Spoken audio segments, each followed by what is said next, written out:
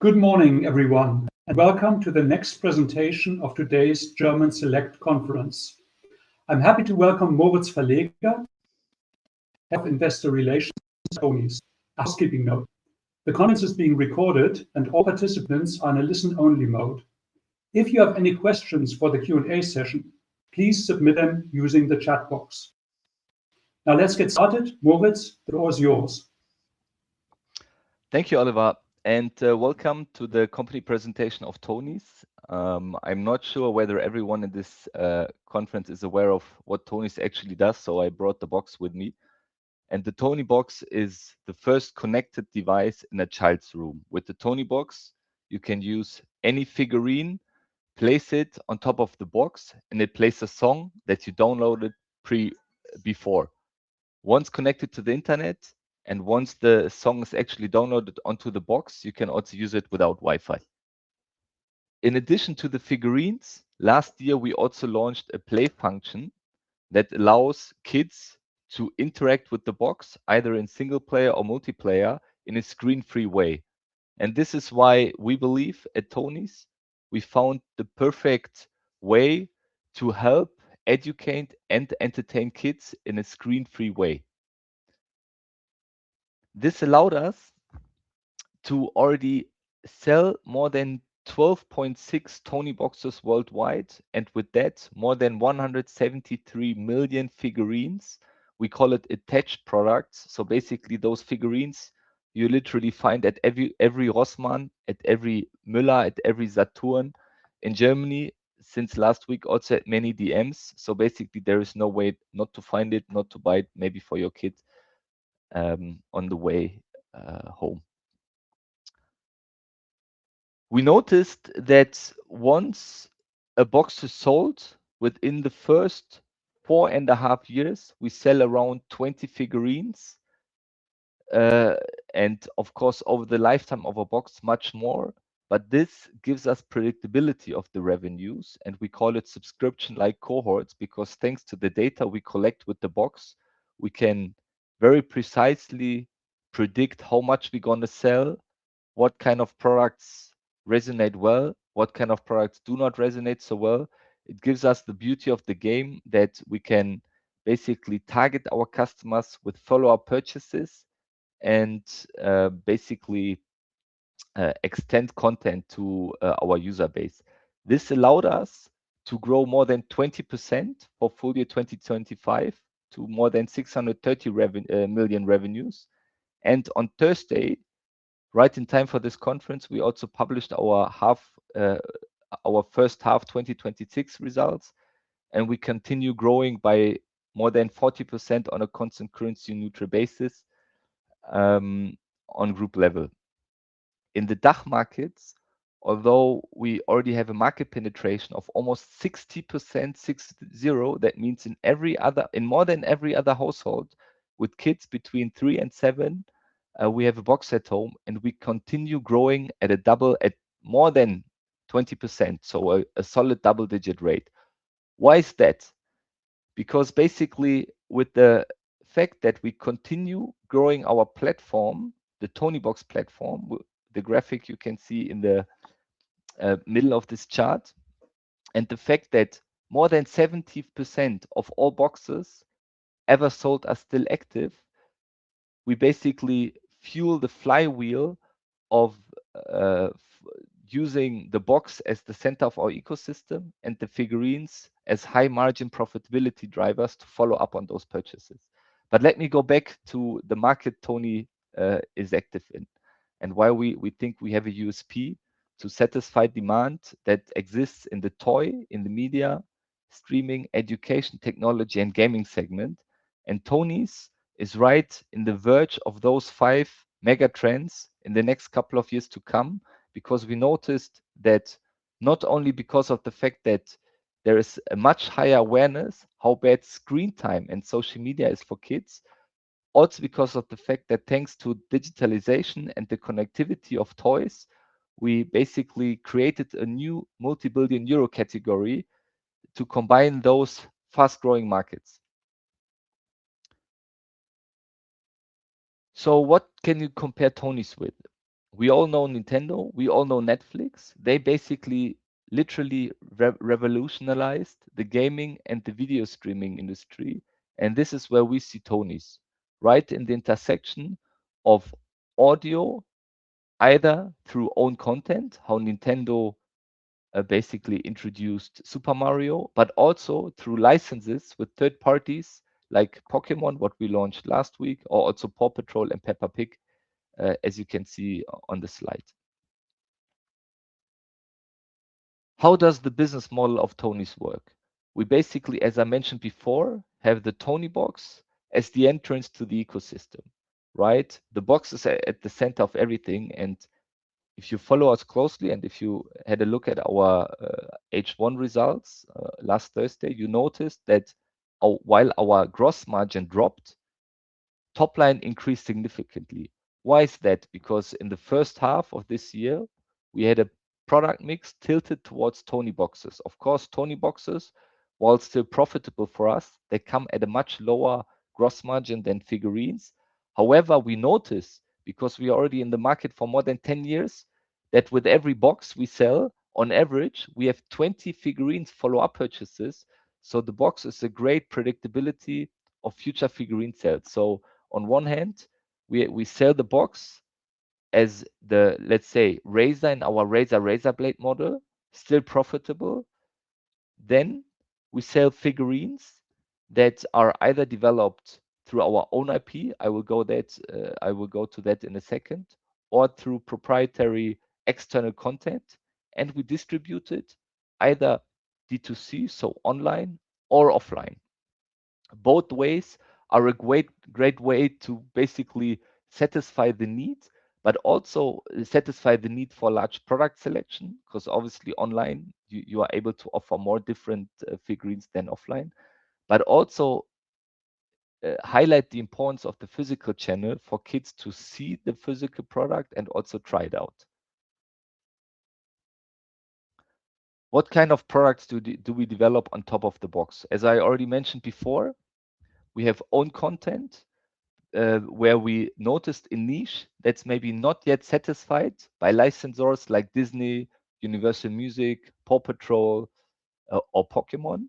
One of our best sellers actually is the so-called Sleepy Friends that you can see here on the top left box in the middle, helping kids to fall asleep, but also external license content that draws kids into stores, right? A 3-year-old is probably fine with our own content. A 3-year-old is not so much focused on external license content, but you probably already noticed in the supermarket how the hype around licensed products, especially with large franchises like Pokemon or Paw Patrol, is basically satisfying a demand for any kind of product, right? I've even seen tissues with a Paw Patrol logo. I've seen wet wipes in Pokemon design. And this is basically where tonies goes into the niche of a certain licensed product and adding the tonified content to it. I already mentioned the flywheel. So how does the typical Tony customer work? Why do we expect to continue growing at more than 20% or double-digit rates in the DACH region, although we are already at 60% of all households or all potential customers? Thanks to the data being fully owned by us and being fully run on our own platform, right? So every Tony figurine that gets activated consists of or contains an NFC chip that is tracked whenever it's activated. So we know exactly what kids listen to, when they listen to it, how often they listen to something. We know exactly where you bought your box for the first time and how many follow-up purchases this specific customer might have. So we know exactly what kind of content is currently asked for. So we basically analyze the consumption of the content. We analyze potential, let's say, breakups, so content that might not work. And we also analyze how intensively people engage with the platform. And through that, we also found out that basically, and for obvious reasons, the majority of our customers fall asleep, or our little listeners fall asleep with the Toniebox. So basically, we identified this need to develop rather bedtime routine supportive tonies in order to increase the attachedness with the product. Then, because sometimes we are wrongly valued or understood as a toy company. Tonies is not a toy company anymore. With the launch of the Toniebox 2, we basically created an ecosystem supported by the, as I already mentioned, box as the entrance to the ecosystem, but also by our app that allows parents to adjust the Toniebox to the needs of their children. How successful was the app? Well, you can see here during Christmas period, our Tony's app was the #1 app across all categories. So not only in the gaming or children category, across all categories in the US, in the DACH region, in the UK and France. And of course, you might argue, of course, it's #1 because most Tony boxes are probably given as a Christmas present. However, many iPhones are also given as a Christmas present. And what do you do when you get a new iPhone? Of course, you download your standard apps like ChatGPT, probably Amazon, probably Gmail. However, Google outperformed all other apps across this Christmas period, showing the significance of the Tony app as a supporter of the Tony ecosystem. In order to leave more time for Q&A, I quickly run through the predictability of our customer lifetime value. Basically, we see with a box purchase, people first, or customers first try out 1 or 2 figurines, and then with increasing usage, we also see increasing purchase behavior and an increasing customer lifetime value. Sometimes worried investors ask me, okay, what about the secondary market? Of course, the secondary market means missing revenue, but we noticed that even with the box, and especially in the DACH region, even a box, when sold a second or third time on the secondary market, those second-hand buyers show a similar follow-up purchase behavior of customers who bought a new box, plus the emotional attachmentness of children with the second-hand box is much higher, because very often, if you buy a used box, you also buy 20 used figurines with it. So the likelihood that your kid will accept a new box with those 20 figurines is much higher than if you buy a new box with just 1 or 2 figurines. This, of course, also plays a role in our profitability development over the last couple of years, right? At the beginning, the focus was on increasing the installed base of boxes. Boxes, as I mentioned before, carry a lower gross margin of figurines. And you see here, we became adjusted EBITDA margin positive for the first time in 2023, and we continue increasing profitability year over year. Why do we show adjusted EBITDA? Well, the only thing we adjust for is share-based compensation, so it's not that we hide something there, right? And 2 months ago, during our CMD, we basically issued a new midterm guidance, and we expect to continue growing to 1.4 billion in revenues by 2030, and to an adjusted EBITDA margin of 16 to 18% in the midterm.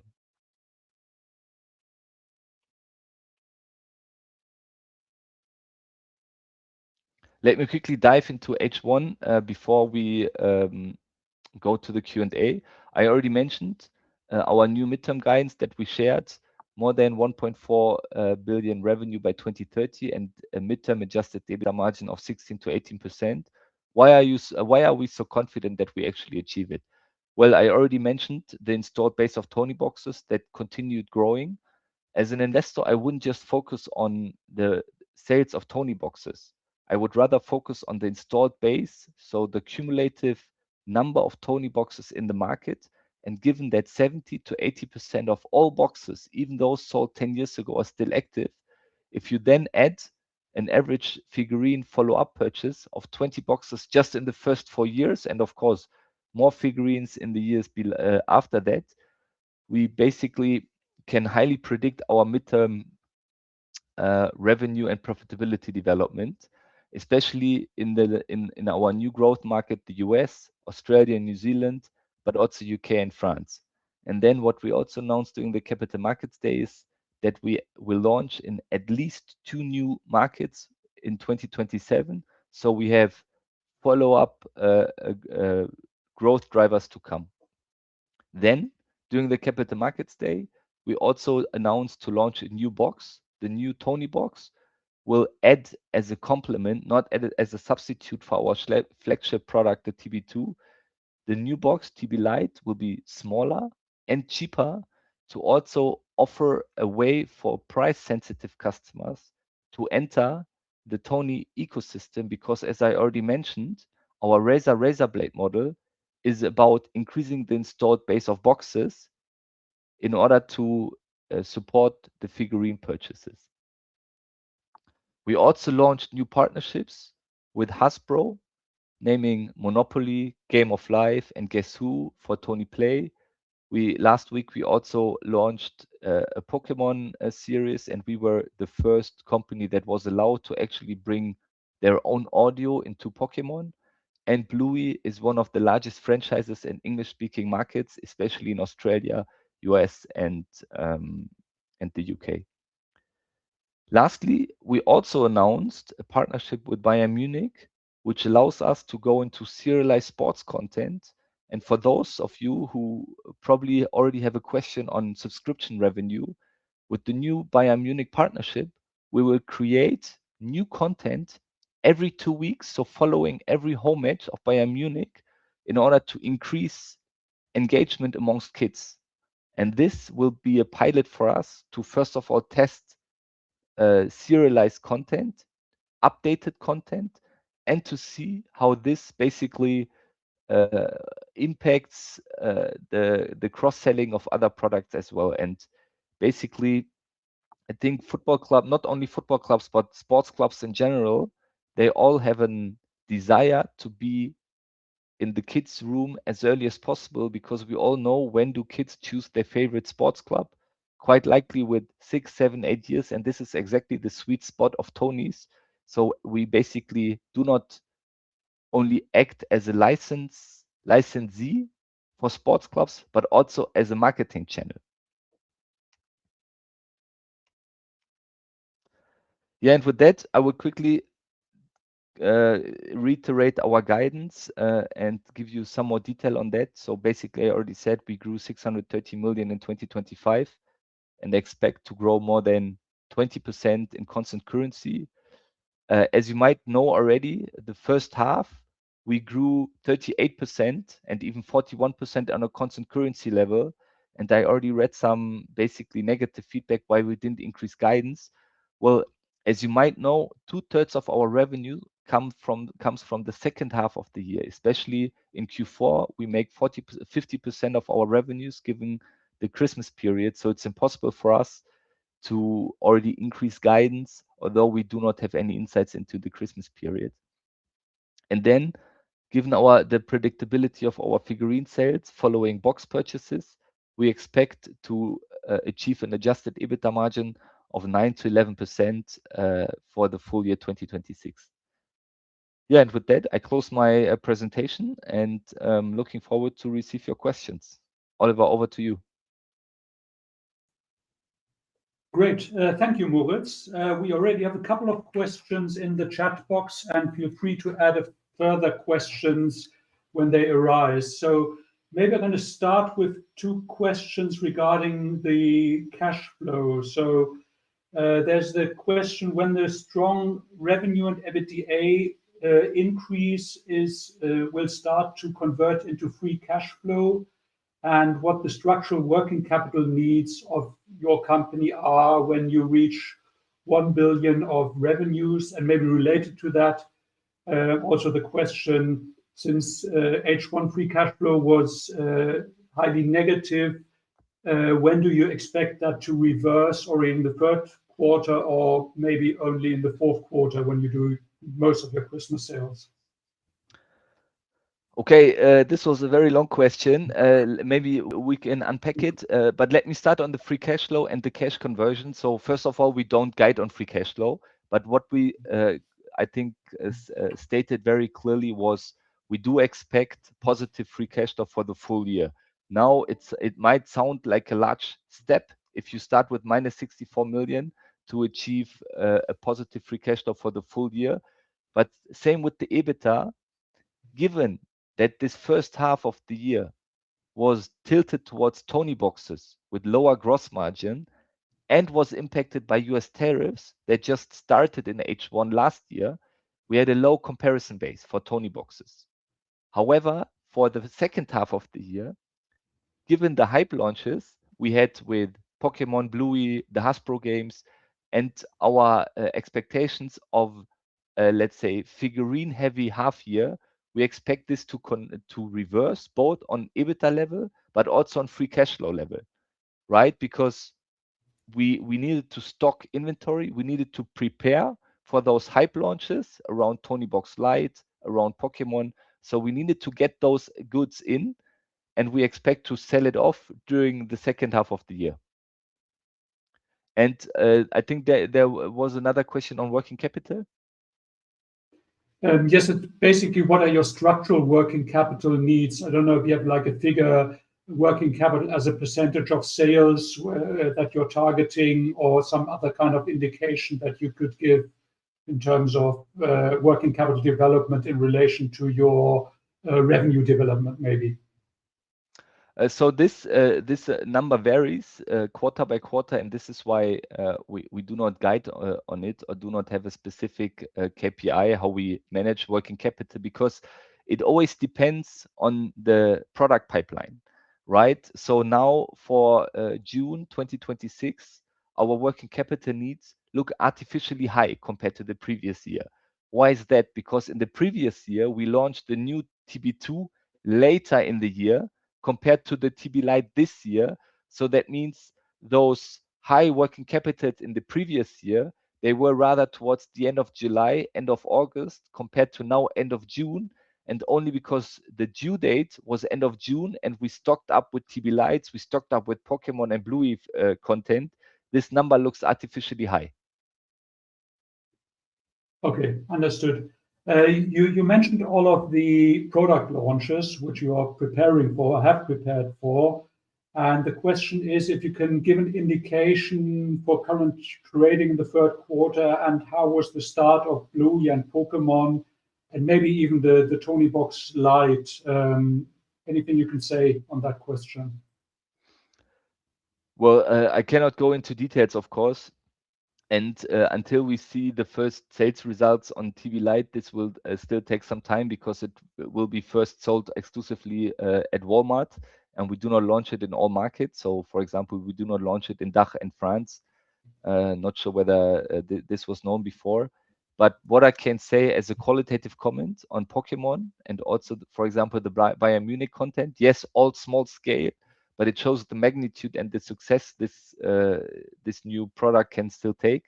On Pokemon, we basically, and also retailers, sold out during the pre-orders, and then we restocked. But what we noticed also through the social media reception is that this does not only have a direct impact on sales, but also an indirect impact on brand awareness and let's say social media buzz on the company as a whole. We will share more details on that during Q3, of course. Yeah. Could you comment on the price points for the Pokemon figurines? And I think you also have a yellow Pokemon box. Are they priced similar as the other figurines and boxes? Yeah, so they are priced exactly the same. So the figurines are also sold at 17 euros, and the box is sold as a bundle. And then, of course, we sell the Pokemon box together with the figurine to have some cross-selling opportunities as well. Okay, we have two questions regarding the Toniebox Lite. The one is whether you expect the same cohort behaviors for the Toniebox Lite as you experienced them from the Toniebox One.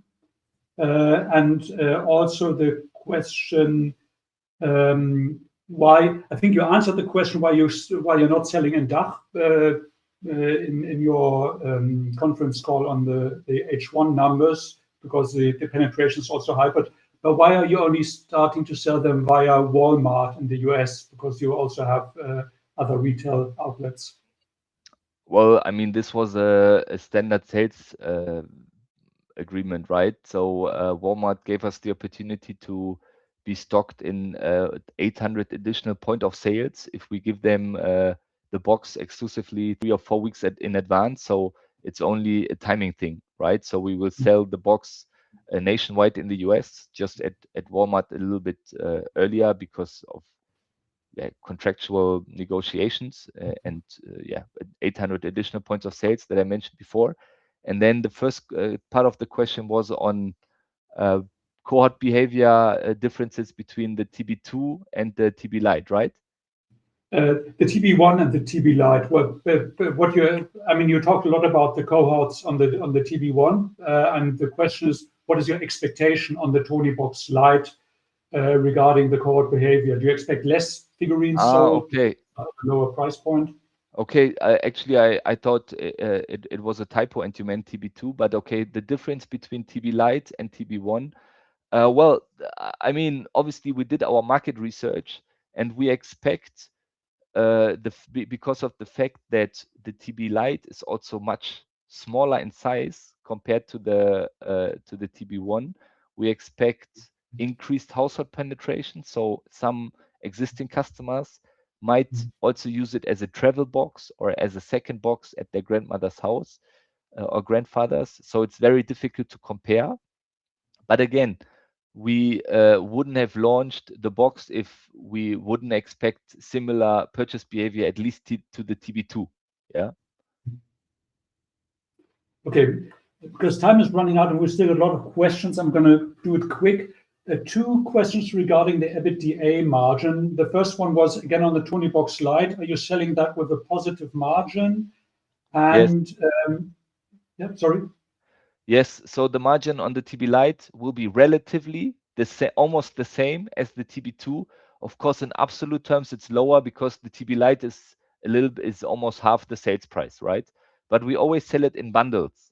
Yes, so we sell it with a content figurine, and then there are some customers who might buy sleeves for the TB Lite, which is highly margin accretive. But the box itself is also sold at a positive margin. Okay. Question on the USA. What level of revenue do you have to reach to get an EBITDA margin of 10 to 15% in the US? This is something in the future. I cannot comment on this. Okay. What is the share of production facilities in the different regions? So you produce in, sorry.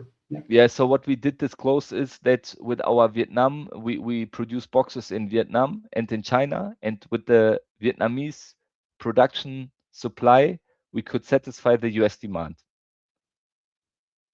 Okay, very good.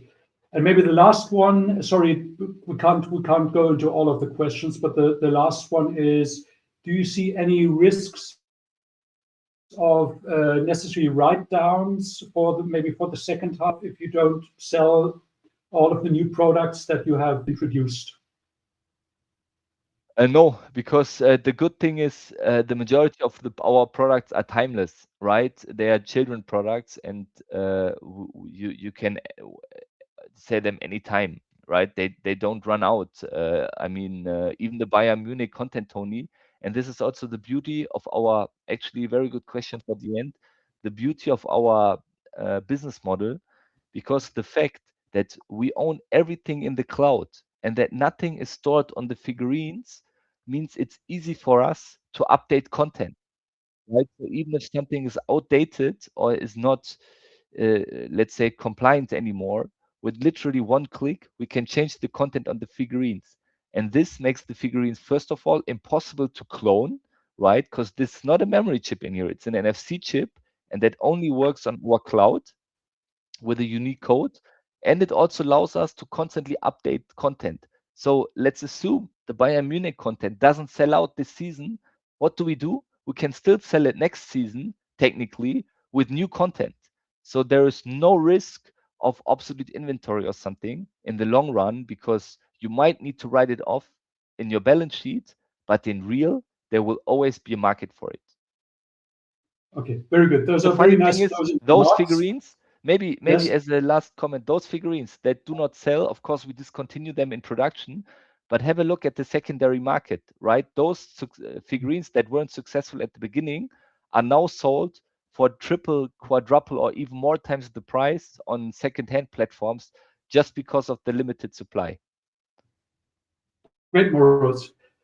Big thank you to you for the insights, and to everybody attending. We would be grateful if you could share your feedback with the company, and you will find a short feedback form in your email box. The next presentation is from Christopher, and we'll start now. You can find the dial-in link in the chat box. So thank you all for joining us today. And for a few final words, I will now hand over the floor once again to Moritz. Goodbye and take care. Moritz, anything you want to add as closing remarks? No, thanks very much for joining. Feel free to reach out to ir@tonies.com for follow-up questions or a follow-up call, and I'm happy to elaborate the business model of Tonies, not only in 15 minutes, but in lengthy time, and looking forward to your individual questions. Thank you. Bye-bye.